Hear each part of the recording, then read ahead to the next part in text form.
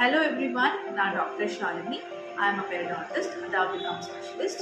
இன்னைக்கு நம்ம பார்க்க போகிறோம் ஹெல்தி கம்ஸ் ஹெல்தி லைஃப். உங்களோட கம்ஸ் அதாவது பல் சுற்றி உள்ள ஈறு எப்படி இருந்தால் ஹெல்தின்னு தெரியுமா? இன்னைக்கு நம்ம 5 கீ பாயிண்ட்ஸ் பார்க்க போகிறோம். ஃபர்ஸ்ட் பாயிண்ட், பிங்கிஷ் கலரில் இருக்கும். Light pinkish colour is healthy. But நம்ம பாப்புலேஷனில் ஸ்லைட் மெலனின் பிக்மெண்டேஷன் கூட இருந்தால் அது ஹெல்தியாக தான் கன்சிடர் பண்ணுறோம்.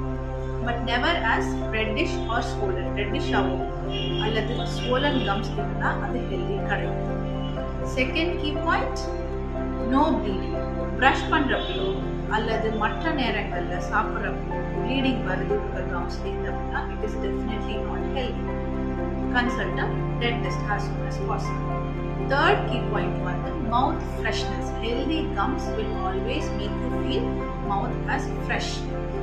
உங்களுக்கு bad breath symptoms இருக்கு அப்படின்னா அதுக்கு கம் டிசீஸா இருக்கலாம் அல்லது மற்ற நிறைய காரணங்கள் இருக்கலாம். Consult a doctor to know the appropriate reason.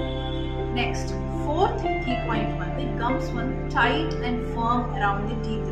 உங்களோட ஈறு வந்து பல் சுற்றி டைட்டா இருக்கும். அது லூஸா நீங்க ஃபீல் பண்றீங்க அப்படின்னா that's definitely not healthy. So again, this is a disease condition. Fifth, no pain or sensitivity.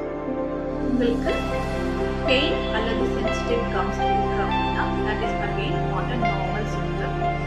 In all these scenarios, நீங்க வந்து ஹெல்தி இல்லை அப்படின்னு ஃபீல் பண்ணீங்கன்னா சீக்கிரமா உங்களோட டென்டிஸ்ட் கன்சல்ட் பண்ணலாம் அல்லது உங்களோட கம் ஸ்பெஷலிஸ்ட்